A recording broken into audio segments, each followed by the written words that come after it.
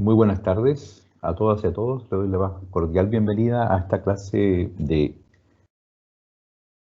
curso de Química Analítica 1 y Química Analítica Cualitativa para Bioquímica. Y hoy día vamos a comenzar con un capítulo que es bastante interesante, que es el capítulo de ácido-base. El capítulo de equilibrio ácido-base tiene la función de, primero, recordar los aspectos que ustedes trataron durante el primer año en equilibrio ácido-base en el curso de Química General.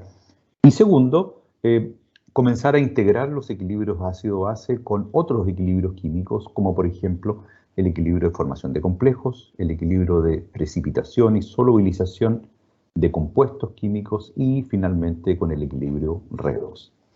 Entonces vamos a hacer un pequeño repaso en esta clase y vamos a ver cómo se determina, cómo lo van a hacer ustedes para determinar la concentración y de algunos compuestos con características de ácido-base en el laboratorio. Y para eso vamos a pasar a algo nuevo, que es el método de la derivada gráfica, que es un método que ustedes no han visto, sin embargo está directamente relacionado con lo que ustedes vieron en cursos anteriores, donde hicieron la curva de titulación ácido-base para determinar la concentración, ya sea de un ácido o una base, a través del método del indicador colorimétrico. Bueno, vamos a repasar algunos conceptos inmediatamente. Voy a empezar a presentar. Me parece que ya está puesta la presentación de equilibrio ácido-base. Por lo tanto, vamos a ver, en esta clase vamos a ver equilibrio ácido-base, como les decía. No sé por qué no me escribe el lápiz. Porque estaba en blanco. Ok, ahí sí, equilibrio ácido-base. Entonces vamos a hacer un repaso primero, repaso de conceptos generales. Este repaso va a ser muy rápido y segundo vamos a pasar a la determinación de la concentración o una titulación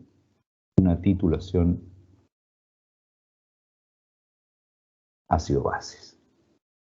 ¿Por qué vamos a hacer una titulación ácido-base? Porque en esta titulación ácido-base, primero ustedes lo van a ver en el laboratorio, en términos prácticos. Van a hacer la titulación mediante el método de la derivada gráfica. Ustedes van a aprender a hacer eso ahora.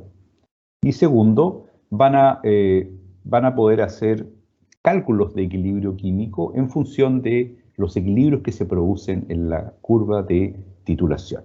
Por tanto, uno va a ser un laboratorio que ustedes van a aplicar y el otro va a ser en clases, donde vamos a ver todos los equilibrios presentes en la curva de titulación, que es bastante didáctico, por eso lo hago así yo, porque en una curva de titulación uno encuentra todos los equilibrios que ustedes han visto anteriormente, ¿ya? Y los podemos complejizar un poco para tener un equilibrio un poquitito más avanzado, ¿ya? Entonces vamos al repaso inmediatamente.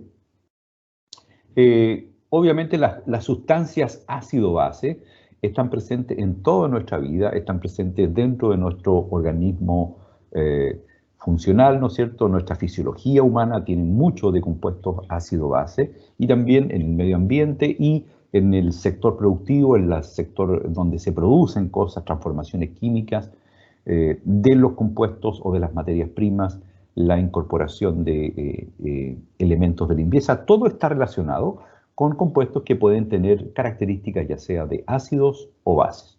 En primer lugar vamos a ver algunas características generales, por ejemplo los ácidos, si uno ve desde el punto de vista organoléptico, ustedes lo deberían describir como buenos químicos, como de sabor agrio. Uno no puede decir tiene un sabor ácido, sino que tiene un sabor agrio, los ácidos tienen ese sabor agrio.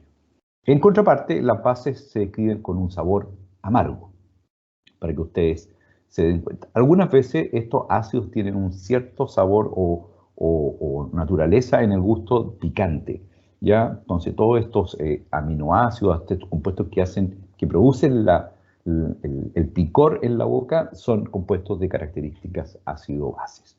Bueno, una de las características de los ácidos que disuelven ciertos metales, y como ya vimos en la historia de la química, cuando aparecieron los primeros ácidos, se abrió todo un espectro, los ácidos minerales, todo un espectro para la caracterización química de los compuestos. Y por lo tanto, la aparición temprana del ácido clorhídrico, el ácido sulfúrico y el ácido nítrico dieron un tremendo impulso a la química y el desarrollo de la caracterización de los compuestos. Después, estos compuestos ácidos neutralizan los compuestos básicos y por lo tanto tienen mucha relación unos a otros. Nosotros somos un juego de sustancias buffer en las cuales se neutralizan unas con otras y mantienen los equilibrios en forma bastante estable. ¿Ya? Y por lo tanto también tienen la propiedad de cambiar el color de algunas sustancias, por lo tanto siempre la humanidad ha utilizado estas sustancias ácidas o sustancias básicas para producir cambios de color. Y nosotros lo vamos a ver ahí que también producen una significativa contribución a todo lo que es la química industrial.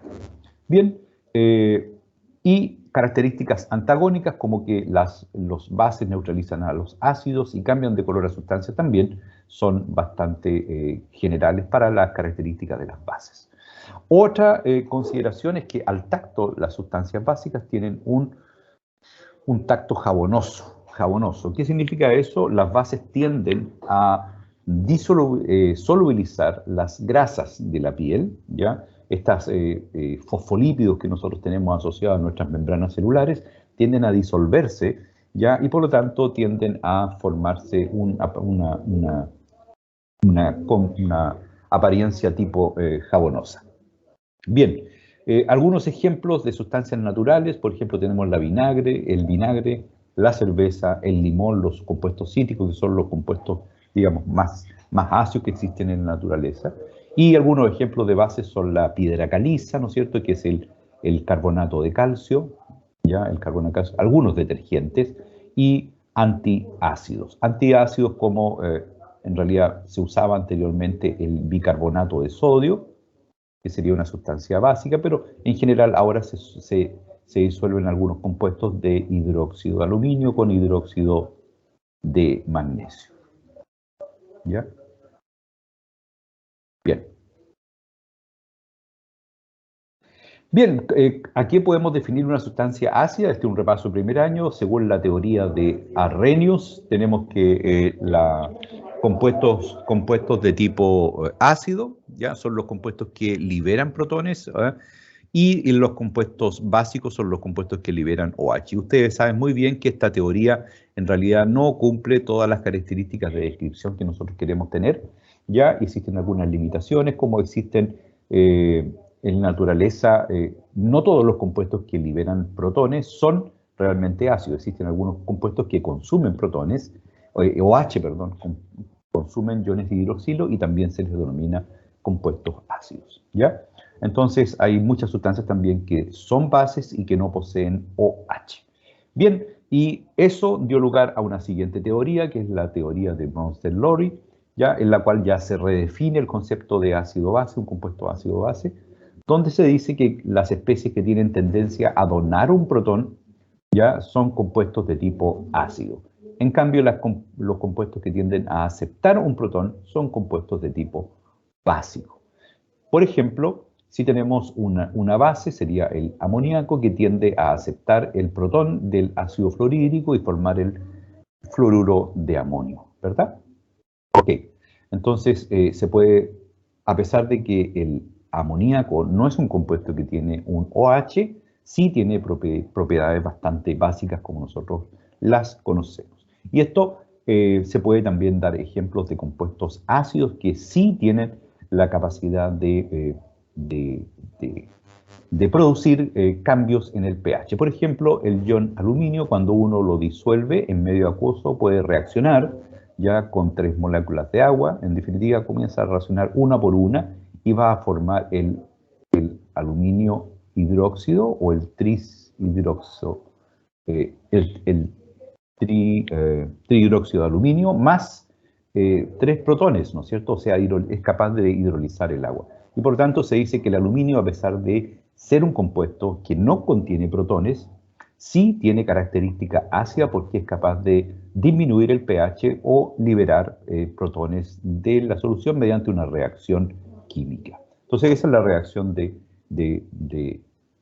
la teoría de Bronsted-Lowry. En la actualidad se dice que ácido es cualquier sustancia o especie ya que aumenta la concentración de hidrógeno o protones en la solución o que disminuye la concentración de hidróxido. En cambio, base, por otro lado, es una especie que disminuye la concentración de iones hidrógeno o concentración de protones en solución, o también puede aumentar directa o indirectamente la concentración de iones hidroxilo. ¿Ok? Entonces, lo que uno podría decir es que una base lo que hace es disminuir la concentración de protones o también puede aumentar la concentración de OH directa o indirectamente desde una solución acuosa. Y un ácido es cualquier compuesto que pueda aumentar la concentración de protones o también disminuir la concentración de OH directa o indirectamente. Bien, dicho eso, pasamos a ver algunas sustancias que tienen propiedades anfóteras, que se dicen. Eso quiere decir que pueden reaccionar tanto como un ácido o como una base. Y la sustancia o la especie que más nos va a concentrar nosotros este semestre va a ser el agua, ¿no es cierto?, que tiene características anfóteras, que al reaccionar con un ácido puede captar protones para formar iones hidrógeno, por lo tanto podría definirse como una base, o también tiene la propiedad de neutralizar, ¿no es cierto?, donar protones a una sustancia básica, ¿ok?, como al reaccionar con el amoníaco. Por lo tanto, uno puede decir que el agua es una sustancia anfótera o anfolito, ya que puede reaccionar tanto con propiedades ácidas como propiedades básicas. Tiene la capacidad de donar, ¿verdad? Donar acá al ácido, ya aceptar un protón, ahí actúa como base, ¿no es cierto? Aceptor o base, aceptor de protones, acepta el protón del ácido clorhídrico y forma el ion hidrógeno. Y en la segunda ecuación actúa como un dador de protones hacia el aceptor, que es una base, y actúa obviamente como una base, como un ácido. Bien, estas son las propiedades anfolíticas. Existen muchos compuestos que tienen propiedades anfóteras o son anfolitos, pero vamos a destacar solamente esta. Ok, vamos a repasar el concepto ahora de ácido o base conjugada, que lo vamos a utilizar bastante cuando hagamos cálculos de equilibrio químico, ¿ya? Cuando uno tiene una sustancia ácida, por ejemplo, un ácido HA, que lo voy a representar con HA, que le podemos llamar AC1, puede reaccionar con el agua, que actúa como base, ¿verdad? Forma el ion hidrógeno más una base conjugada. O sea, el ácido 1, cuando reacciona con una base, va a generar una base 1, que sería su base conjugada, ¿ya? Y la base 2 va a reaccionar y va a dar origen a un ácido conjugado 2, ¿ya? Por lo tanto, lo que uno puede concluir es que los números indican el par conjugado, o sea, el ácido 1 tiene una base conjugada 1 y la base 2 tiene un ácido conjugado 2. Ok, y a su vez la base 1 tiene un ácido conjugado 1 y el ácido 2 tiene una base conjugada 2. Ok, entonces, una vez dicho eso, siempre vamos a trabajar nosotros con el ácido y su base conjugada. O la base o su ácido conjugado. Y eso nos va a servir mucho para entender los equilibrios ácido-base. Cuando yo les quiera describir una reacción, les voy a hablar del ácido 1 y les voy a hablar de su base conjugada 1.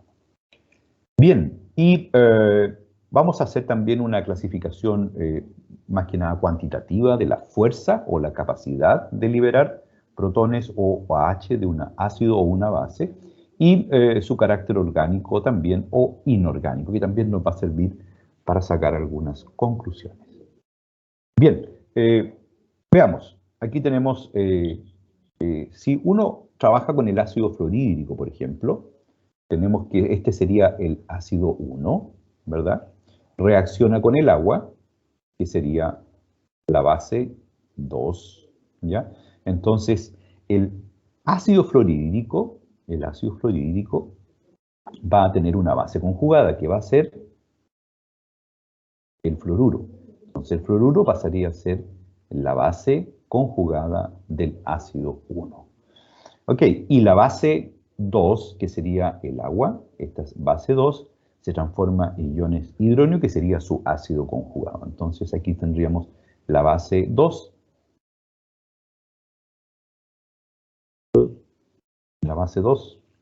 perdón,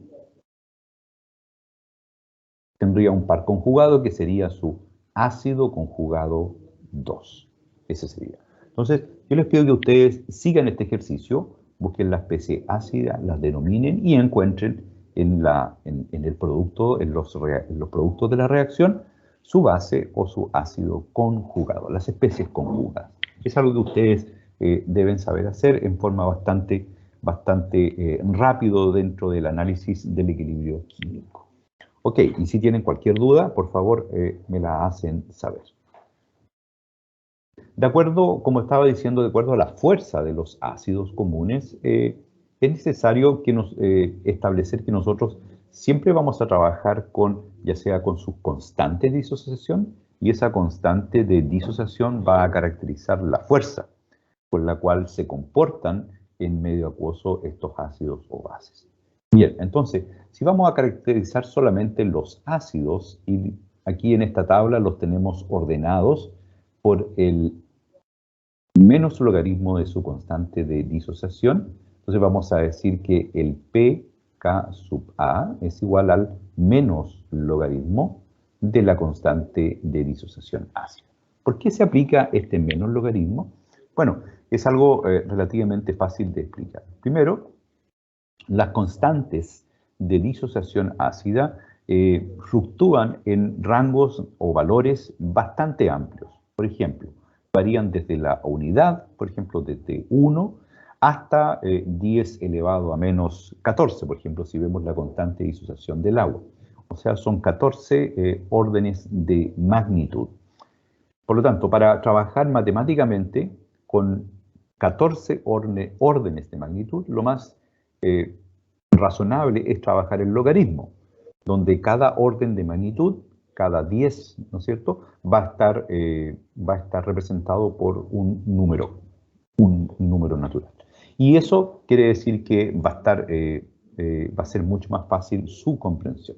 Ahora, ¿por qué se les coloca el valor, el signo negativo, el menos logaritmo? Sencillamente porque en general todos los valores deberían darnos bastante negativos. Por ejemplo, si tengo un ácido que tiene un pK, voy a colocar acá, de 10 elevado a menos 5, si le saco el logaritmo, ya el logaritmo de la constante sería menos 5. Sin embargo, si trabajo con el menos del logaritmo de la constante de disociación ácida sería 5. Entonces, como prácticamente todos los ácidos tienen constantes muy bajas o medianamente bajas, sus exponenciales son negativos, por lo tanto se saca el menos logaritmo para trabajar con números positivos. ¿Ok? Lo mismo sucede, por ejemplo, con la escala de pH. La escala de pH es el menos logaritmo de la concentración de protones. ¿Por qué se hace el menos logaritmo? Porque en general la concentración de protones en una disolución acuosa va desde la unidad o de casi 10 molar, ¿verdad?, que sería un pH negativo, pasando por una concentración de 1 molar, que igual es bastante concentrado, y eso daría un pH 0, ¿no es cierto? Y cuando empieza 10 a la menos 1, 10 elevado a menos 2, a la menos 3, a la menos 4, ustedes saben que la concentración de protones más o menos que está en el cuerpo humano es aproximadamente 10 elevado a menos 6, de la menos 7, ¿verdad? Y para no trabajar con menos 7, menos C, se trabaja en el menos logaritmo, para establecer que la escala va desde 0 o de menos 1 más o menos hasta 14. Y es mucho más fácil de entender. Por lo tanto, casi todas las constantes nosotros las vamos a trabajar ahora como pK, o sea, el menos logaritmo. Ok, entonces aquí están ordenados los ácidos en base a sus fuerzas, como es el pK, vamos a ordenar estos ácidos. Aquí está el valor mayor, ¿verdad? Menos 9 sería el valor mayor y más 15,74 sería el menor valor, o sea, la constante más pequeña. ¿Ya? Entonces, el ácido perclórico sería el ácido más fuerte con un menor logaritmo, un pK es de menos 9. Ok, si uno quiere sacar cuál es la constante, tendría que decir lo siguiente. Si el pK de este ácido, del ácido perclórico, es igual a menos 9, ¿cuál sería su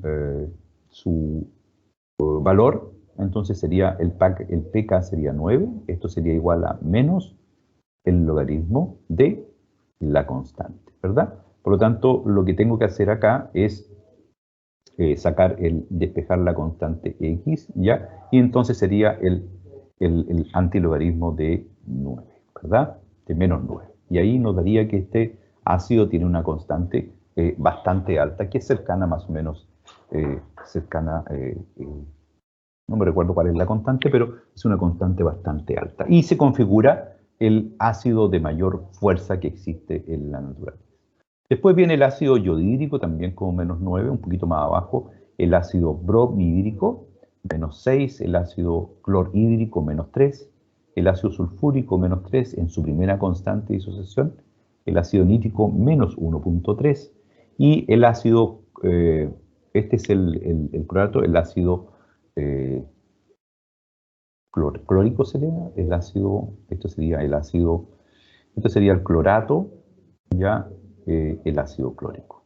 Ya, ese sería el perclórico, este sería el ácido clórico, tendría un pK de 0, o sea, su constante es igual a 1. Y después viene este sería el ácido oxálico, el ácido fosfórico. El ácido oxálico tiene un pK de 1,25, es bastante fuerte. Después viene el ácido fosfórico, en su primera disociación 1,96, o sea, más o menos 2. Ok, y esto nos sirve bastante después lo vamos a usar para calcular el valor pH. Ok, y tenemos ácidos que ya son de una fuerza más baja, por ejemplo el ácido fluorhídrico, ya de 3,4, o sea su constante debe andar más o menos por 10 elevado a menos 3. Ya, después viene el ácido fórmico y el ácido acético con 4,75, que son como nuestros puntos de referencia. Ya, este es un ácido débil, ¿no es cierto? El ácido acético con un pK de 4,75 y su constante es más o menos 10 elevado a 5. Bien, y después vienen los ácidos que son muy débiles, como el ácido, el ácido sulfuroso, ¿no es cierto? El ácido en su segunda disociación del ácido arsínico, del ácido fosfórico en su segunda disociación 7, ya el selenioso, el amoníaco, ¿verdad? El amonio, perdón, es un ácido muy, muy, muy débil, con una constante disociación de 9,25. Y después viene el bicarbonato 10, ya la tercera disociación del ácido fosfórico, que sería 12,3, y el agua 15,74. Entonces aquí tenemos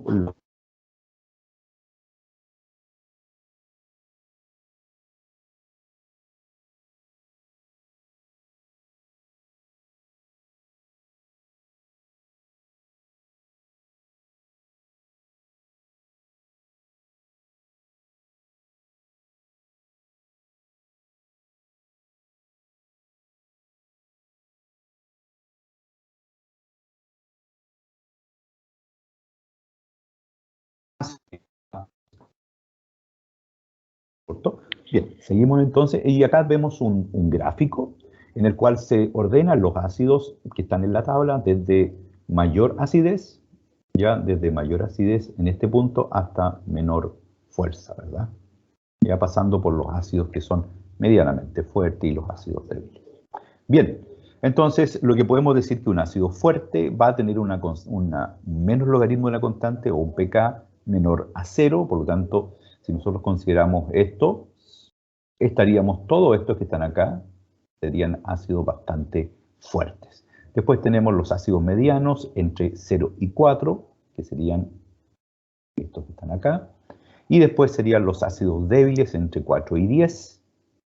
Entre 4 y 10. Todo esto de acá. Y los ácidos muy débiles mayor a 10. ¿Ya? Aquí tenemos todo ese tipo de ácidos. Bien, y la fuerza de ácido los vamos a caracterizar por una constante. Si recordamos bien cuáles son las constantes de equilibrio, ¿no es cierto? La constante de disociación de un ácido, por ejemplo HA, ya que se disocia en protones más su base conjugada, va a estar dada por esta constante que va a ser igual a la concentración de ion hidronio por la concentración de la base conjugada y partido por la concentración del ácido, todo esto en condiciones de equilibrio. ¿Ok?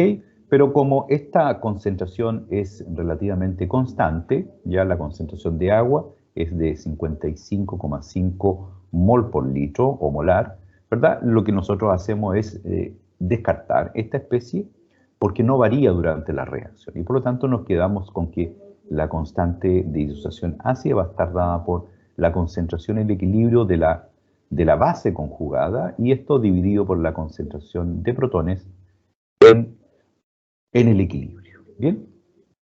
Ok, entonces la constante de equilibrio relata o evidencia una relación que hay entre el producto de la disociación y la concentración original del compuesto. Esto no es la concentración de protones, sino que es la concentración HA, la concentración original del ácido. Por lo tanto, cuando un ácido tiene una constante muy, muy grande, quiere decir que la base conjugada ya tiene la mayor representación en el equilibrio, o sea, la concentración de base es mucho más grande que la concentración remanente del ácido original. Y eso representa un ácido muy, muy disociado. En cambio, cuando la constante de equilibrio de disociación ácida tiene un valor muy pequeño, ¿ya? Muy pequeño, ¿qué quiere decir eso? Que en el fondo la concentración del ácido es muy, muy grande en comparación con la concentración de la base. Eso quiere decir que el ácido se disocia bastante menos, ¿ya? Entonces, una constante disociación muy alta quiere decir que este equilibrio está desplazado hacia la derecha. Y una constante de disociación muy baja quiere decir que este equilibrio está desplazado hacia la izquierda. O sea que la mayor proporción va a ser del ácido original. Bien, por lo tanto, si nosotros tenemos, en base a lo anteriormente dicho, si nosotros tenemos un ácido fuerte, por ejemplo, como el ácido bromídrico, ya que tiene una constante bastante alta, y nosotros lo queremos representar de esta manera, que se disocia en bromuro, este sería la base conjugada, ¿verdad? Este sería el ácido. Lo que tenemos que hacer es lo siguiente, tenemos que decir como la constante de disociación de este ácido es muy alta, ¿ya? Quiere decir que esta relación, la constante ácida, es muy alta, que la relación entre la base conjugada y el ácido original, que es el ácido bromídrico, ¿ya? Tiene un valor muy, muy, muy alto, ¿ya? Tiene un valor muy alto, porque prácticamente toda la concentración original se disoció como bromuro más protones. Aquí me falta la concentración de protones. ¿Okay? Y acá también la concentración de protones. Ahí sí. Bien, y por lo tanto, lo que tenemos que hacer es establecer siempre cuál es la relación entre los productos y los reactivos cuando vamos a denominar un ácido entre fuerte o débil. Bien, y no olvidemos que la ecuación de equilibrio tiene que representar a todas las especies, excepto al agua que permanece constante. Por lo tanto, aquí vamos a tener la base conjugada, el ácido, ¿verdad? Y vamos a tener aquí esta especie original. Y todo esto está en equilibrio. Bien, cuando se refieren a las bases, ya las bases en general tienden a representarse a través del K sub B. Y el K sub B es una ecuación que representa la reacción de esta base con agua. ¿Tá? Al reaccionar con el agua actúa como un ácido, ¿verdad? Este sería la base. Y la base capta el protón del agua y genera lo que se denomina una base conjugada, si esto le colocamos base 1, una base conjugada 1.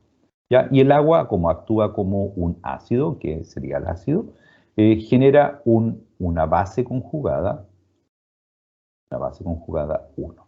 Bien, Dicho eso, lo que podemos decir es que la constante que representa esta reacción, que sería la constante de disociación de una base, ¿ya? O su reacción de hidrólisis con el agua, ¿ya? Quiere decir que si colocamos la concentración de la base conjugada, que estaría acá, por la concentración del OH producido en medio acuoso y dividido por la concentración de la base original que queda, que queda en equilibrio. Todo esto tiene que estar en equilibrio. Y esto estaría representando la constante básica, ¿ya? ¿Qué sucede cuando una constante es muy grande, cuando una base es fuerte, por ejemplo? Esta K sub B es bastante grande, quiere decir que la mayor proporción de estos productos están concentrados acá. Este valor es numérico entre la base conjugada por la base conjugada, este es el ácido conjugado, que me equivoqué, este es el ácido conjugado. El ácido conjugado por la base conjugada estaría siendo un valor muy alto en comparación con la concentración remanente de la base. Y eso representa una base muy, muy poderosa. Bien, vamos a ver acá esta es otra escala de ácidos. Aquí se representan algunos ácidos más de tipo orgánico, por ejemplo, el ácido fórmico, el ácido benzoico, que sería un grupo benceno con un grupo carboxílico en uno de sus carbonos, después el ácido acético, el ácido propanoico, el ácido carbónico, que son ácidos que se ven bastante en la naturaleza, ¿ya? Y son ácidos de tipo orgánico, ¿verdad? Ok, y aquí están sus constantes ácidas, ¿ya? Y están las constantes básicas también, ¿ya?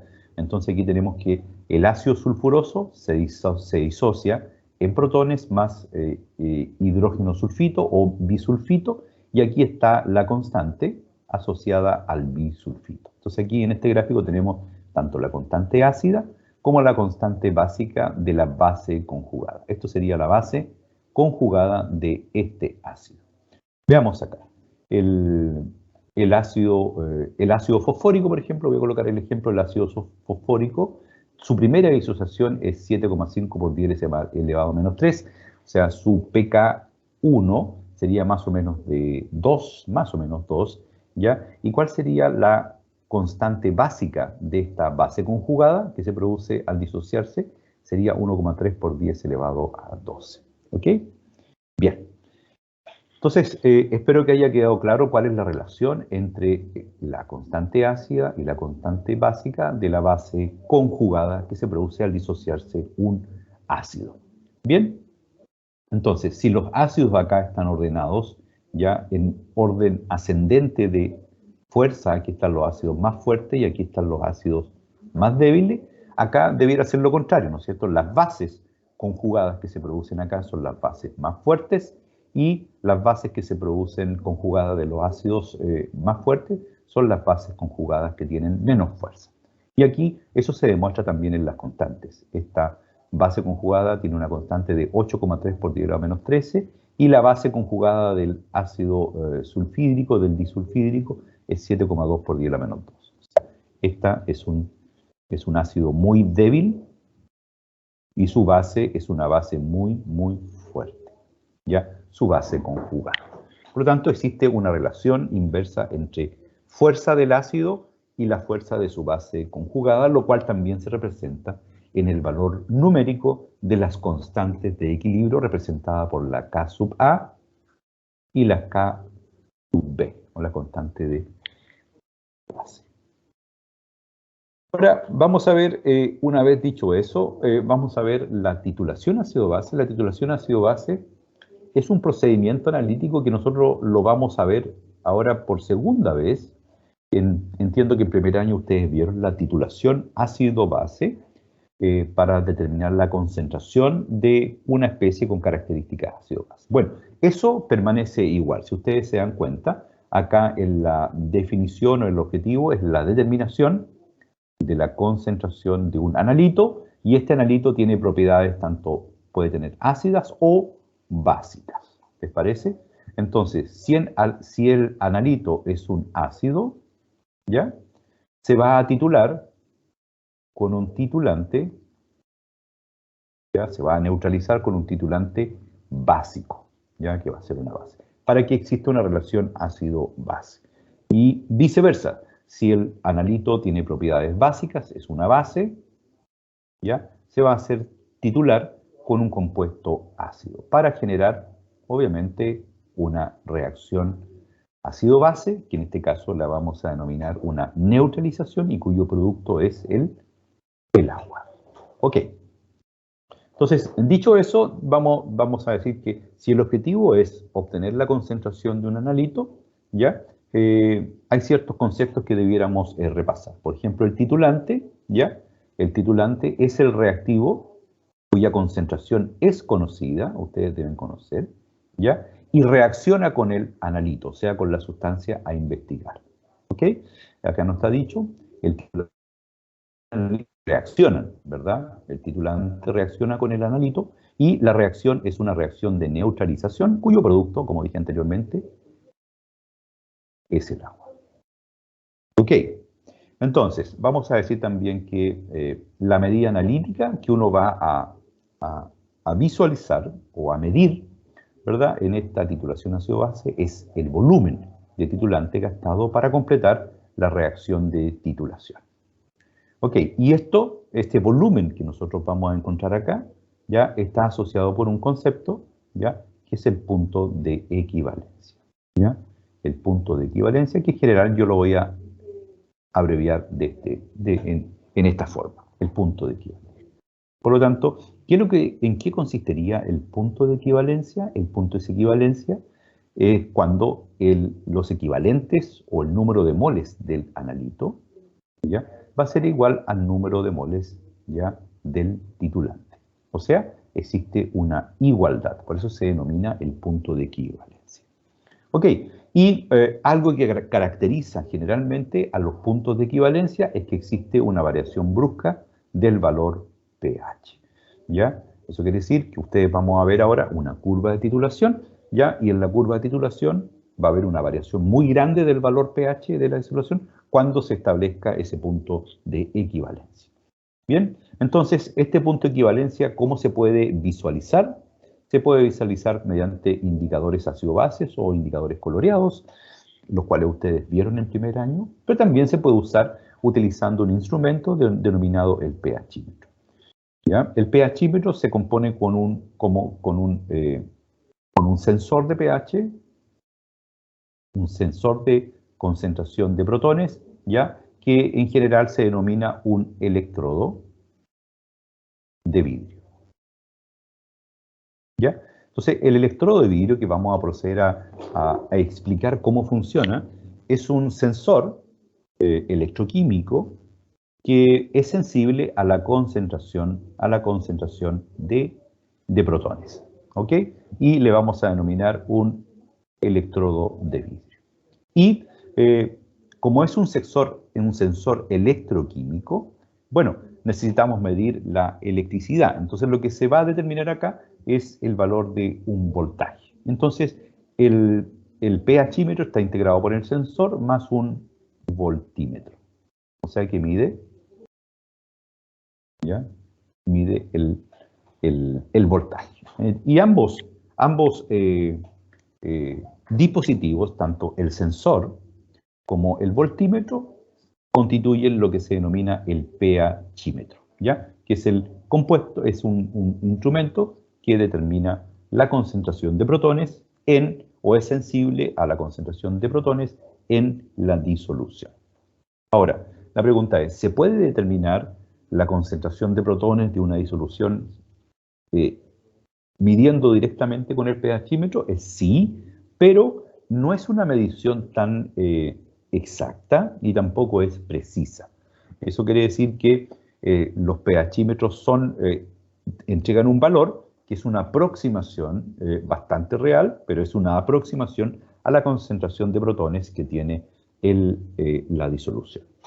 Y por lo tanto, para determinar en forma mucho más exacta y precisa la concentración de un analito con propiedades ácido o base, se ocupa la titulación ácido-base. Ya ustedes van a ver que es una medición mucho más exacta, ¿ya? Y lo que se realiza finalmente cuando uno hace una titulación ácido-base con un pHímetro, ¿ya? Se hace un registro del volumen versus el pH. Y ahora deberíamos ver, bueno, de un gráfico que lo voy a colocar acá, un gráfico donde ustedes van a tener dos ejes, ¿ya? En el eje Y ustedes van a tener el valor pH y en el eje X van a tener el volumen de titulante.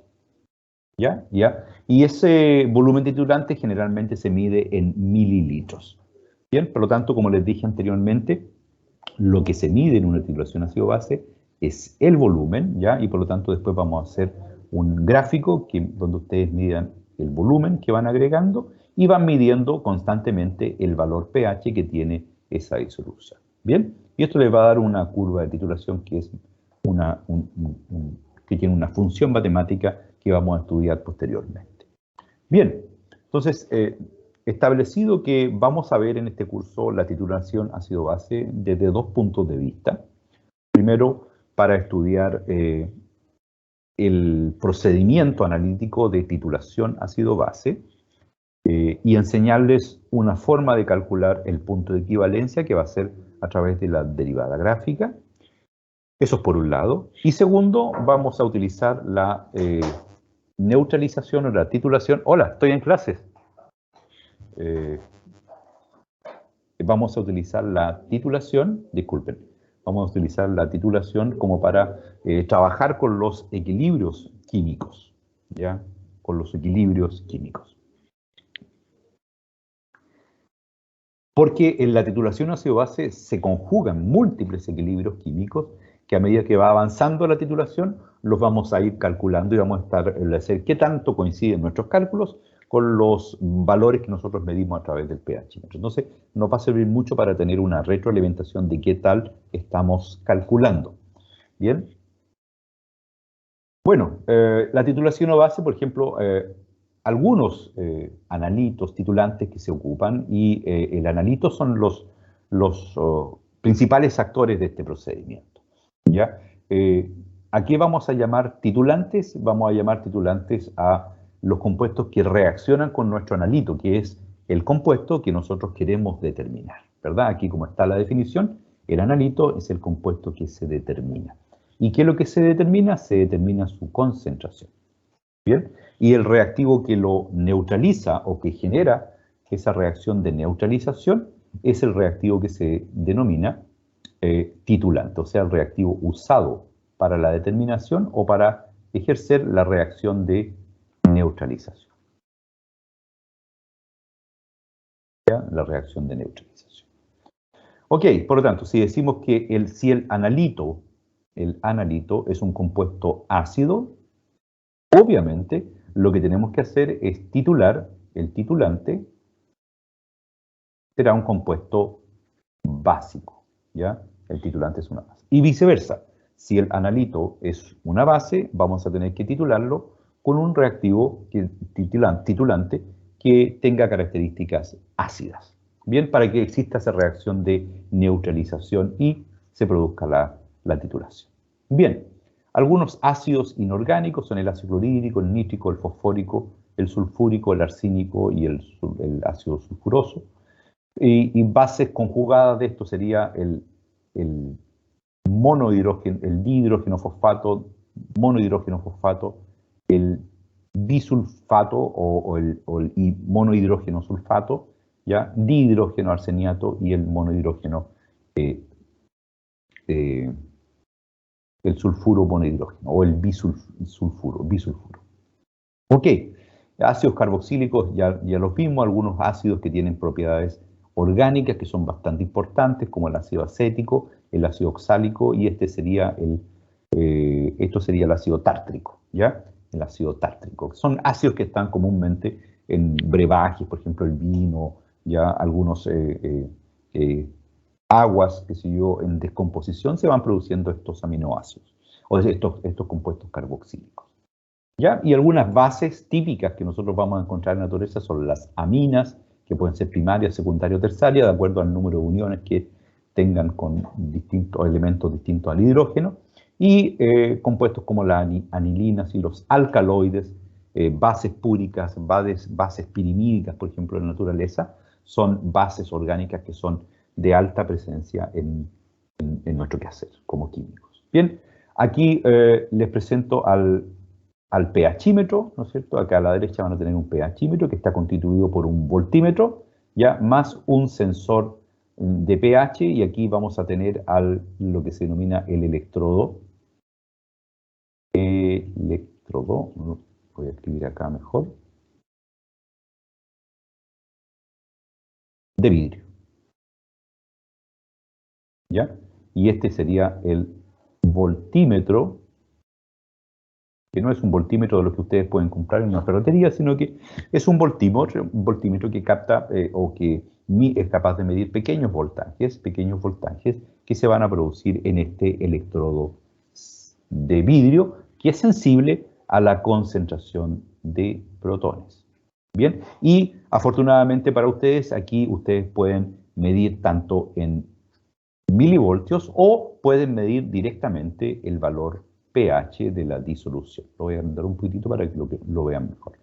¿Ya? Entonces, el pHímetro, ustedes pueden medir directamente el valor pH, o sea, el menos logaritmo de la concentración de protones, o pueden tener una lectura directamente en los milivoltios que están produciéndose en este sensor. Es decir, que este sensor va a mandar una señal eléctrica de voltaje y con el procesador de este milivoltímetro lo va a transformar inmediatamente en el valor de pH. Por ejemplo, acá tienen una lectura de 2,66, lo que corresponde a una concentración de protones un poquitito inferior a 10 elevado a menos 2 molar. Está entre 10 a la menos 2 y 10 elevado a menos 3 molar de protones. Eso es lo que está captando este sensor y está diciendo que la concentración de protones o el pH de esta disolución es 2,66. Así de simple. Uno sencillamente inserta el electrodo dentro de la solución y obtiene un valor de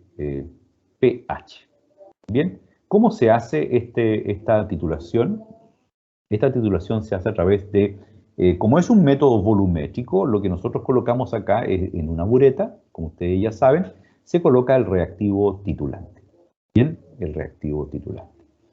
Ok, y se establece acá, uno coloca el valor 0, ¿no es cierto? Y va midiendo cuánto volumen va gastando hasta que se produzca el punto de equivalencia cuando se igualen los moles.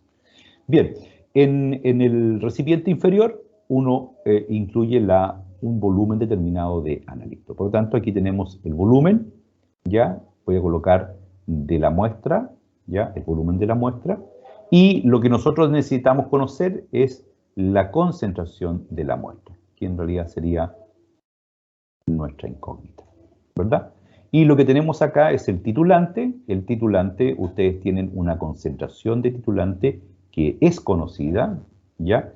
Y el volumen, cuando ustedes piensen a gastar volumen acá, van a llegar a 1, van a pasar por el 2, 3, ¿ya? Y van a llegar a un punto de equivalencia. Aquí vamos a decir que en este volumen está el volumen del titulante o el volumen de equivalencia. Y este lo van a conocer porque lo van a medir cuando termine la reacción. ¿Ok? Entonces este sería el volumen de equivalencia. Bien, y como nosotros sabemos, ahora se produce cuando la concentración, la cantidad del titulante, que sería esto, ¿ya? Es igual a la cantidad de analito, que sería esto. Tendríamos una igualdad, ¿no es cierto? Entonces uno perfectamente podría colocar que la concentración del titulante por el volumen del titulante va a ser igual, eso es conocido, ¿no es cierto?, al volumen de muestra que se tituló y por la concentración de la muestra, que es nuestra incógnita. Y por lo tanto, como la concentración de titulante es conocida, el volumen de equivalencia del titulante es conocido una vez que termine, y el volumen de muestra nosotros lo colocamos, es conocido. La única variable que nos queda despejar es la concentración de la muestra. Simplemente eso, ¿ya? Por lo tanto, lo único que nos falta después de conocer este procedimiento es ¿cómo vamos a detectar este punto de equivalencia? ¿Cómo vamos a detectar este cambio de valor pH? ¿Ya? ¿Cómo se detecta? Bien, y para eso vamos a utilizar este electrodo. ¿Cómo se compone un electrodo de vidrio? Si ustedes se fijan acá, ya ustedes tienen un bulbo, ya una especie de esfera, ¿verdad? Ya que es de un vidrio bastante especial, es un vidrio que tiene una cierta afinidad por los protones, ¿ya? Es vidrio de un tipo de membrana, un poquito blando, ¿ya? No es un vidrio duro, es bastante blando, ¿ya? Y este vidrio va a tender a asociar o en su superficie a los protones de la muestra. Bien, los protones de la muestra. ¿Qué es lo que hay dentro de este bulbo? Dentro de este bulbo acá existe una disolución con una concentración bastante constante o conocida de ácido clorhídrico, que es de 0,1 molar. 0,1 molar. Por tanto, dentro del bulbo vamos a tener una concentración de protones, como el ácido clorhídrico es un ácido bastante fuerte, vamos a asumir que está 100% disociado y la concentración dentro del bulbo de protones va a ser 0,1 molar de protones. ¿Ya? Protones. Ahí está. Estos serían los protones. Bien, ¿qué es lo que existe también dentro del bulbo? Dentro de esta columna que va sobre el bulbo, pero que está relacionada, existe acá, como ustedes pueden ver, ¿ya? Ustedes pueden ver acá, pueden ver una lámina de plata, ¿ya? Aquí está, una lámina de plata. Bien, y esta lámina de plata es así, es plata cero valente, o sea, tiene una carga neta de cero, o sea, está hecha con plata. Sin embargo, dentro del bulbo también existe una concentración de cloruro de plata, la cual está saturada. ¿Les parece? ¿Por qué se coloca una disolución saturada de cloruro de plata si esto está a una temperatura constante? Ya vimos que la solubilidad de cualquier compuesto, por ejemplo el cloruro de plata, es una constante a temperatura determinada. Y por lo tanto, tenemos que la concentración de plata que se va a disolver va a estar en equilibrio con la concentración de cloruro de plata porque está saturada. Y esta concentración de plata, al estar saturada, siempre va a ser la misma. O sea, esta concentración de plata va a ser constante. ¿Ok? Por lo tanto, tenemos constante la concentración de protones, tenemos constante la concentración de plata. ¿Y por qué la hacemos constante? Porque colocamos una sal que está saturada. Y como sabemos, la solubilidad es una constante cuando no cambia la temperatura. Por lo tanto, todo esto está bajo la premisa que la temperatura es constante durante la medición. Bien, ok, entonces por acá tenemos lo que está en el lado interno. En el lado interno lo vamos a ver acá y en el lado externo lo vamos a ver acá. Bien, ¿qué es lo que había en el lado interno? En el lado interno estaba la concentración de protones, ¿verdad? Aquí, esta concentración de protones, 1 molar, o 0,1 molar. Bien, también hay una concentración de cloruro que viene del cloruro de plata, que va a ser bastante constante, ¿verdad? Va a haber un cloruro de plata que está en equilibrio con también la plata metálica. Y por lo tanto va a haber una concentración de plata que va a ser constante acá en el medio. ¿Ya? Ahora, ¿qué vamos a colocar acá en el medio externo? Este bulbo está rodeado por otro tubo que también tiene cloruro de plata, ¿no es cierto? Tiene plata y también está saturado de cloruro de plata. ¿Ya? Aquí ustedes ven la solución. Acá, de esta parte, no de esta parte, también tiene cloruro de plata, también cloruro de potasio, ¿ya? Tiene un cloruro de potasio, pero no tiene ácido clorhídrico, ¿ya? Entonces, en el lado externo tenemos la plata, tenemos el cloruro de plata, que nos da una concentración de cloruro constante y de plata constante, pero no tenemos ácido clorhídrico, ¿no es cierto? Por lo tanto, el ácido lo va a dar la concentración de ácido que hay en la muestra, que está en la parte externa. Ok, y por lo tanto, ¿qué es lo único que está produciendo una diferencia de potencial? ¿No es cierto? Acá ustedes tienen, en el fondo, tienen un electrodo que tiene una parte interna y tiene una parte externa. Veamos cómo se representaría la parte externa. Y lo voy a tratar de dibujar. Este es un vasito, ¿ya? Y en su parte externa ustedes colocan que tiene una determinada solución y esta solución sería la solución problema, la muestra, digamos. Esta sería la muestra. ¿Ok? Que tiene una concentración de protones que ustedes no conocen. Bien, colocan un electrodo que es de plata. Esto lo colocan acá, colocan el voltímetro, miden el voltaje y esto lo unen con otro vasito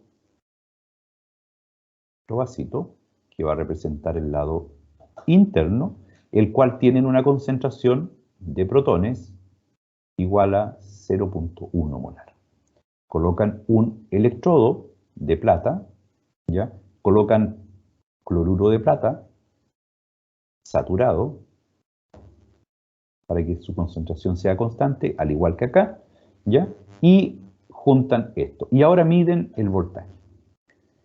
Si la concentración de protones es igual en los dos recipientes, el voltaje va a ser 0, porque es exactamente el mismo electrodo y sistema de plata, cloruro de plata, con una determinada concentración de cloruro y una determinada concentración de protones. Si la concentración de protones a ambos lados es igual, ya el voltaje es 0. Entonces, si la concentración de protones en el lado externo es igual a la concentración de protones en el medio interno, quiere decir que el voltaje es igual a 0, ¿verdad? No hay variación. Sin embargo, cuando este voltaje externo, cuando esta concentración de protones en el medio externo es distinta, ¿ya?, a la concentración del medio interno, que es 0,1 molar, quiere decir que el voltaje va a ser distinto de 0.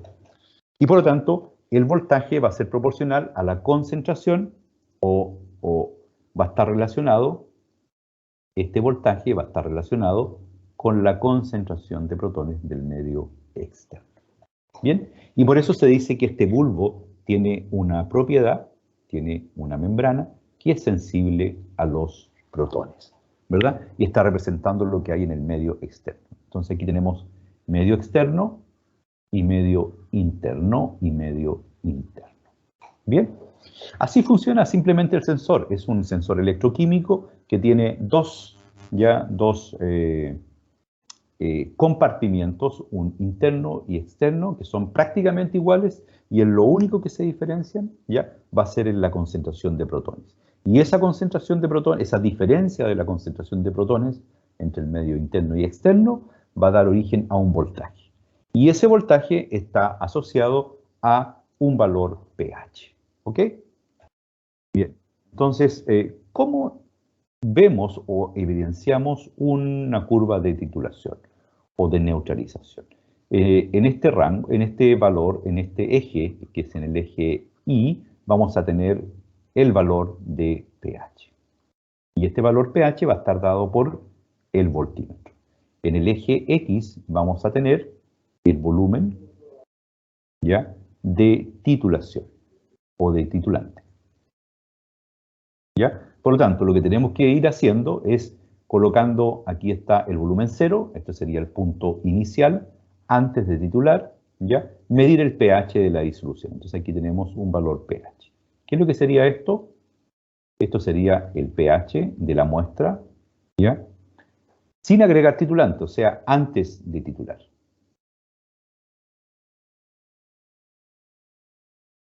¿Sí? El pH antes de titular. ¿Y cómo nosotros lo vamos a denominar? Lo vamos a denominar como pH inicial. pH inicial. ¿Ok? Y le voy a colocar un valor 1. Listo. Luego, ya vamos a comenzar a agregar progresivamente. Vamos a agregar, qué sé yo, 1 y vamos a medir el valor pH. ¿ya? Entonces este sería un valor pH cuando el volumen de titulante agregado sería 1 y tenemos que medir el pH. Después agregamos otro volumen, 2 por ejemplo, y lo que hacemos es colocar un segundo punto y medir nuevamente el valor pH. Después agregamos 3 ml, esperamos que se estabilice el sensor de pH y medimos el valor de pH. Luego agregamos 4, ¿ya? Y vamos a ver acá un cambio brusco del valor pH. ¿Les parece? Y después, cuando tenemos ese valor, después agregamos 5, seguimos agregando 5 y medimos el valor pH. Pues 6, etcétera, y así seguimos colocando. Y ahí se construye nuestra curva de titulación. ¿Ok? Entonces, lo que vamos a tener en esta curva de titulación es una variación, un delta del valor pH en función, ¿ya?, de la variación del volumen de titulante, ¿ya? La variación del volumen de titulante. Entonces veamos ahora en esta curva de titulación, evidentemente aquí se produjo la mayor variación, ¿verdad? La mayor variación. Aquí hay un mayor punto, hay mayor delta pH, el pH varió cuando pasé desde 3 a 4, en esta variación, desde 3 a 4, ¿ya? El pH subió desde este punto hasta este punto. Y aquí está el punto de mayor variación. Y después subió acá, ¿ya? Entonces, en esta zona de volumen entre 3 y 4, va a alojarse el punto de equivalencia, porque es la zona donde el delta pH o la variación del pH es mayor, ¿ya? Y esa delta pH, cuando el delta pH es mayor, quiere decir que estamos cerca del punto de equivalencia. O cuando la reacción está totalmente completa. Por lo tanto, el sensor de pH en este procedimiento va a ser un sensor prácticamente del pH, pero nos va a permitir calcular la variación del valor pH, ¿ya? Y por eso se dice aquí que valor de la variación del valor pH en función de la variación del volumen es mayor. Eso nos va a indicar el punto de equivalencia. ¿Cuáles son los métodos que nosotros conocemos actualmente para determinar el punto final o el punto de equivalencia? Ya voy a colocar acá el punto de equivalencia. Y en general son el método del indicador, ácido base, que ustedes ya lo conocen, por lo tanto no lo vamos a ver en este curso. El método de Gram, que está determinado o está concebido principalmente para la neutralización o para la cuantificación de ácidos con propiedades muy, muy, muy débiles, ¿ya? Generalmente se hace en medios no acuosos, ¿ya? Y por lo tanto lo vamos a dejar para otro tipo de aplicaciones. Son aplicaciones muy especiales, ¿ya?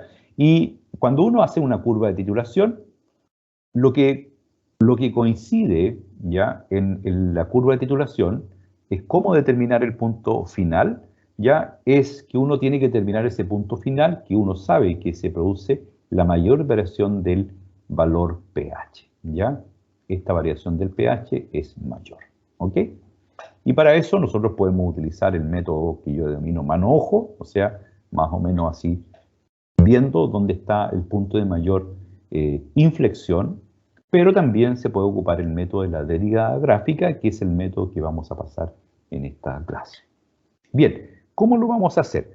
Entonces recordemos, tenemos una curva de titulación, ¿ya?, que va a estar representada por el pH, la variación del pH o los valores de pH, ¿ya?, en función de los valores del volumen. Entonces, esto está asociado directamente a una tabla, ¿ya?, una tabla que nosotros tenemos que construir, que es una tabla con los datos experimentales, donde vamos a colocar acá el valor pH y acá vamos a colocar el volumen, ya, que uno agregó. Entonces vamos a tener distintos valores pH asociados a distintos volúmenes, ¿ya? Entonces vamos a tener por una parte una tabla de datos y por otra parte un gráfico, ¿ya? Y este gráfico se va a denominar el gráfico de neutralización o de titulación, de neutralización o titulación,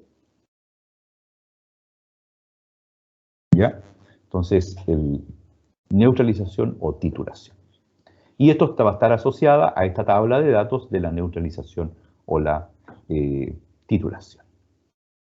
Bien, así se considera. Entonces aquí tenemos una tabla, ya que voy a agrandar para efectos de una mejor visualización por parte de ustedes, ¿ya? Esta es una tabla real, donde antes de titular, o sea, en el punto inicial, el pH del analito era de 3.93. Eso quiere decir que el analito tiene propiedades ácidas, porque tiende a disociarse o a producir alguna reacción que produce una disminución del valor del pH del agua, que es alrededor de 7, ¿verdad? Y por lo tanto, si el pH es inferior a 7, uno dice estamos en presencia de un compuesto con propiedades ácidas. Ok, después agregué el titulante, que debe ser un compuesto básico, y agregué simplemente 0,5. Una vez agregado 0,5, el pH subió a 4.87.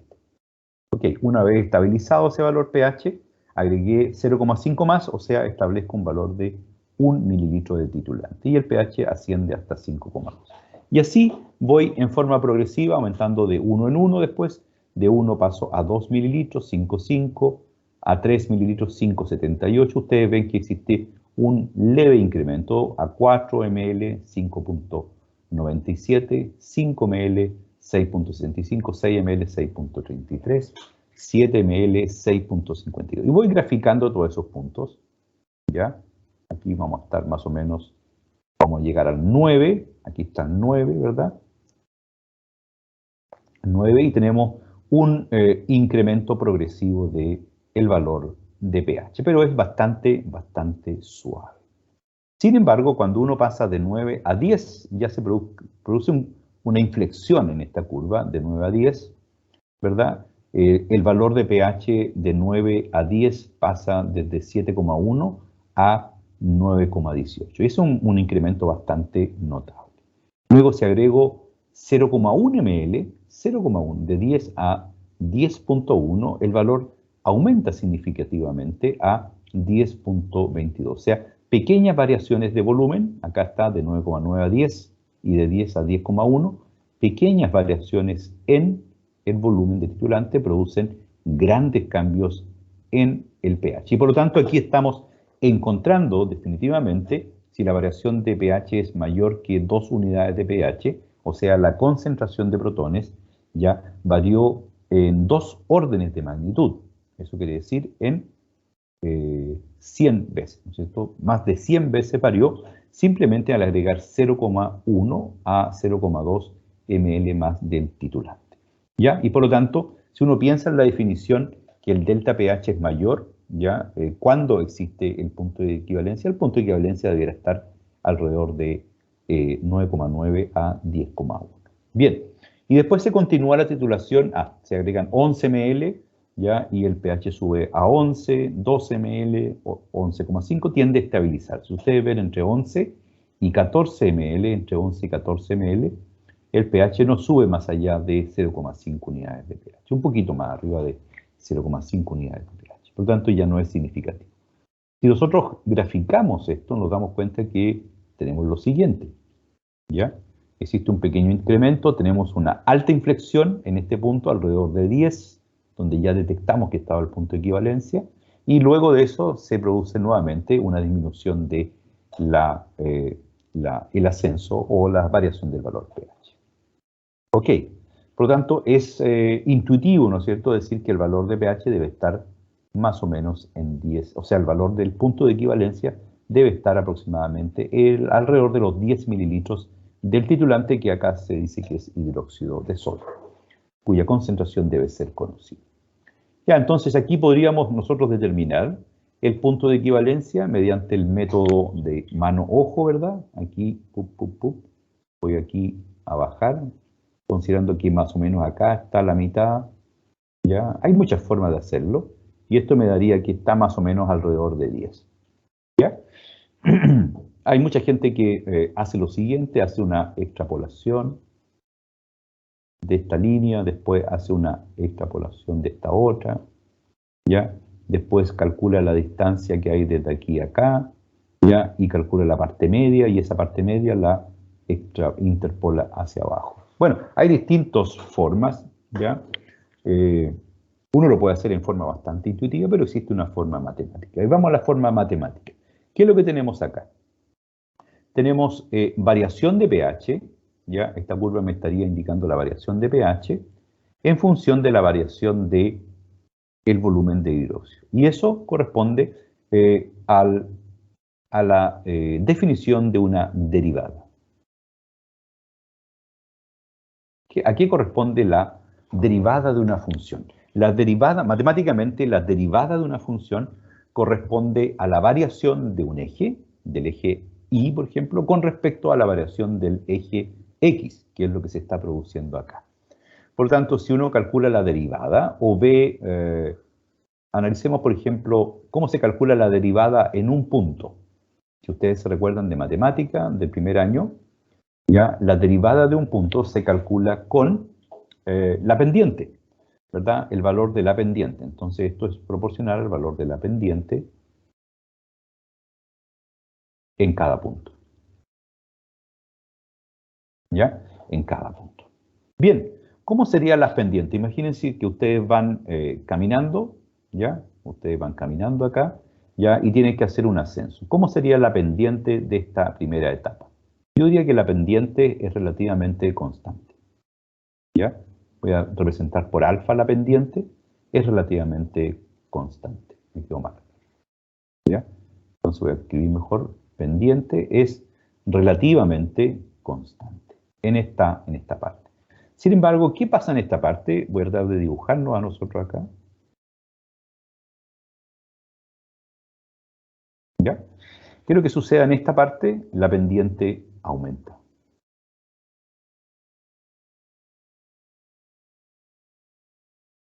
¿Ya? O sea, si esta pendiente, si uno sabe que es positiva, esta pendiente es muy, muy positiva.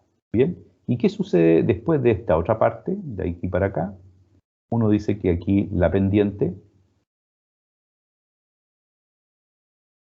¿ya? Se hace constante nuevamente, ¿ya? Entonces, si uno pudiera ver la variación de la pendiente, uno podría obtener ya el valor donde está ese punto de equivalencia. Bien, entonces nuestro objetivo matemático ahora va a ser localizar el punto donde existe la mayor pendiente.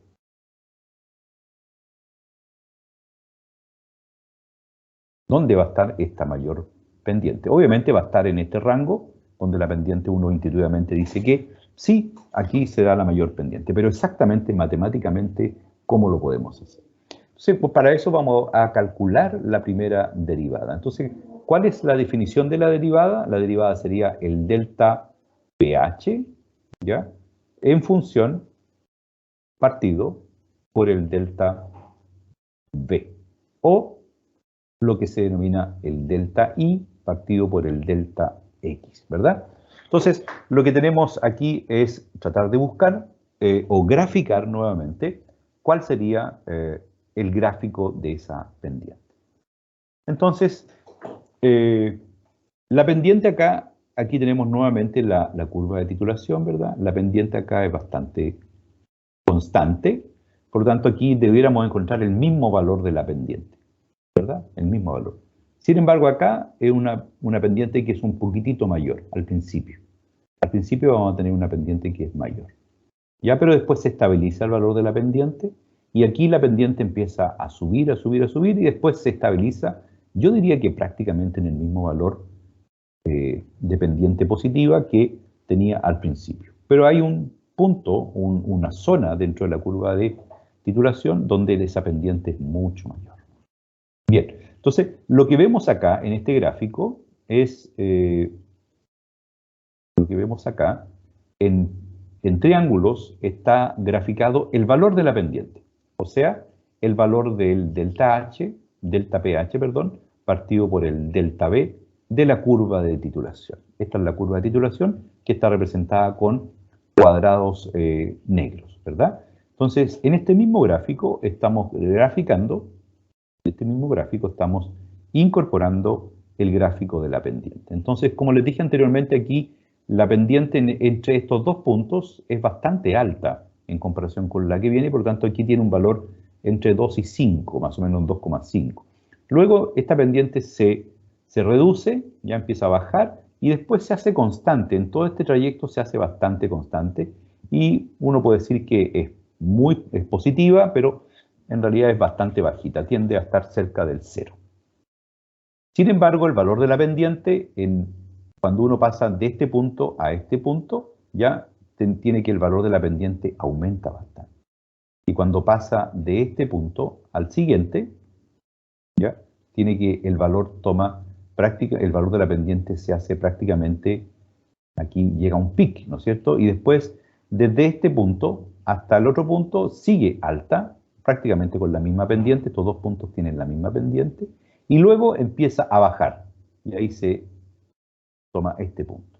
Y luego, entre estos dos puntos, ya definitivamente la pendiente ya es mucho más baja, ¿ya? Y después adquiere nuevamente un valor constante. Por lo tanto, si uno pudiera determinar el máximo de este gráfico de la segunda derivada, podría obtener exactamente dónde está el punto de equivalencia o el máximo de variación del valor pH con respecto al volumen. Por lo tanto, lo que tengo que tratar de determinar acá es dónde está el punto máximo, si en el de la izquierda o el de la derecha. Sin embargo, esto también nos traería cierto problema, ¿no es cierto? El problema es que esta función tendríamos que buscar cuál es el punto máximo de esta función matemática que corresponde a un PIC, ¿no es cierto? Que es una curva gaussiana, ¿ya? Lo cual también traería un poco de complicación. Por lo tanto, lo que se hace conceptualmente es se aplica una segunda derivada. Se aplica la derivada de la segunda derivada. ¿Y cómo es la derivada de la segunda derivada? Vamos a verlo acá. Aquí lo tengo, lo voy a agrandar. Ya estamos viendo solamente la parte conceptual. Aquí tenemos la curva de calibración. La curva de calibración, ¿verdad? ¿Ya? Y, perdón, parece que me pasé uno. Ahí sí, este es el que quería mostrarles. Entonces vamos a mostrar el valor de la derivada de la segunda derivada. Entonces, lo que tenemos acá en verde, que eran triángulos, tenemos la primera derivada, ¿no es cierto? Aquí tenemos los dos puntos arriba, ¿ya? Y después baja y se estabiliza la pendiente. Entonces, ahora lo que vamos a hacer, vamos a calcular la derivada de esta curva de triángulos. Ok, entonces empecemos. Aquí la derivada de esto es relativamente constante, ¿verdad? Y aquí está marcada en círculos, ¿ya? En círculos negros, es relativamente constante. Y aquí esta pendiente aumenta considerablemente. Y llega a un máximo acá, y luego de ese máximo, fíjese que la pendiente se mantiene constante. Entonces, esta pendiente comienza a bajar, ¿ya? Y aquí, cuando la derivada, ¿no es cierto? Cuando la derivada empieza a bajar, toma un valor negativo. Entonces, todos estos valores de la segunda derivada se hacen negativos. Aquí ustedes lo pueden ver. Este es el valor de la segunda derivada. Entonces, lo que uno podría decir es que cuando el valor de la primera derivada, que es la línea verde, llega a un máximo, aquí todo este sector está positivo. Hasta acá es positivo. Y cuando empieza a bajar, la pendiente se hace negativa. Por lo tanto, lo que uno podría asumir es que cuando la pendiente cambia de positivo a negativo, de la segunda de la derivada, de la primera derivada, quiere decir que ahí tenemos el punto de mayor inflexión, ¿ya? Entonces, aquí la segunda derivada es el punto negro, los puntos negros pasa de positivo a un máximo, pasa, fíjense ustedes, a un mínimo. Y luego se estabiliza, ¿ya? Entonces, lo que tenemos que hacer matemáticamente es calcular la primera derivada de la curva de titulación, la tenemos ahí, ¿ya? La primera derivada. Aquí tenemos la curva de titulación, después tenemos la primera derivada, que sería este PIC gaussiano, ¿ya? Y después tenemos que calcular la derivada de la primera derivada, o sea, la segunda derivada. Y deberíamos encontrar algo así, algo así. Entonces, este gráfico que combina la curva original con la segunda derivada, les demuestra a ustedes que aquí está la curva de titulación con cuadrados negros, ¿ya? Y cuando uno saca la segunda derivada de esa curva, el valor pasa de una pendiente máxima a una pendiente mínima, ¿ya? En una pequeña variación de volumen, ¿ya? Y cuando esta curva, esta línea recta que va entre estos dos puntos máximo y mínimo, pasa por cero en este punto, ahí, cuando pasa por cero, ese es exactamente el volumen de equivalencia. Entonces vamos a ver cómo se calcula, pero me pilló un poco el tiempo, por lo tanto, en la parte conceptual yo creo que está relativamente clara y lo que vamos a ver es cómo se calcula en la próxima clase esta primera y segunda derivada para poder hacer ustedes los gráficos, ¿ya? Entonces, conceptualmente, para concluir la clase, tenemos que vamos a estudiar la curva de titulación debido a dos razones. Primero, para que ustedes aprendan a hacer el procedimiento de la primera y segunda derivada gráfica y determinar la concentración de un compuesto con propiedades ácido-bases. Y la segunda, porque después vamos a pasar, en la clase posterior, vamos a pasar a estudiar los equilibrios químicos que están en cada uno de estos puntos de la curva de titulación. Vamos a decir también que la curva de titulación obedece a se puede caracterizar mediante un gráfico, donde uno grafica el valor del pH que tiene la disolución, que va a medir a través de un sensor, que es un electrodo de vidrio, asociado a un voltímetro, mediante un pHímetro, y con eso va a medir el valor del pH. ¿Cuándo? A cada uno de los valores del volumen de titulante empleado. Y esto va a dar un gráfico con esta función matemática, ¿ya? Y si nosotros queremos calcular el punto de equivalencia, vamos a tener que calcular el punto donde el delta pH sea mayor, ¿ya? Sea el mayor. Y para eso vamos a calcular la primera derivada, porque la derivada es la pendiente. Ahí está, el cálculo de la primera derivada, ¿ya? Pero como esto es difícil de calcular matemáticamente, dónde está el máximo, exactamente el máximo de asociarlo con el eje X, vamos a calcular la segunda derivada de la curva de calibración, de titulación, que corresponde a la derivada de la primera derivada. Y si calculamos la derivada de esa, nos va a dar una línea que pasa de una pendiente positiva a una pendiente negativa en un pequeño cambio de volumen. Cuando esta línea recta desde el punto máximo al punto mínimo pasa por cero, ahí, ese punto es el punto de equivalencia, ¿ya? Y esto sería el fin o nuestro objetivo de obtener el punto de equivalencia, porque ahí obtenemos el volumen de titulante gastado. ¿Bien? Ahí tenemos la combinación.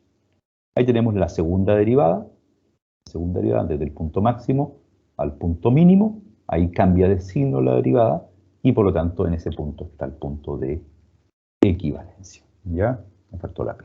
El punto de equivalencia. Bien, conceptualmente yo creo que se entiende. En la próxima clase vamos a ver cómo se calcula, vamos a ver los cálculos, cómo lo van a hacer ustedes para calcular estos gráficos, que lo van a tener que hacer en el laboratorio virtual, donde nosotros les vamos a pasar estos valores, y ahí ustedes van a hacer los cálculos de la primera derivada y también de la segunda derivada, ¿ya? Derivada. Y con estos cálculos de la segunda derivada van a poder calcular el punto de equivalencia. Y ahí van a estar todos contentos. Entonces lo dejamos hasta acá. En la próxima clase vamos a ver cómo se calcula la primera y la segunda derivada y cómo se grafica, ya sea en Excel y también a manito. ¿Ya? Entonces, les agradezco la atención, les deseo una feliz tarde, que estén muy bien y cuídense mucho y nos vemos la próxima clase. Bien, hasta luego.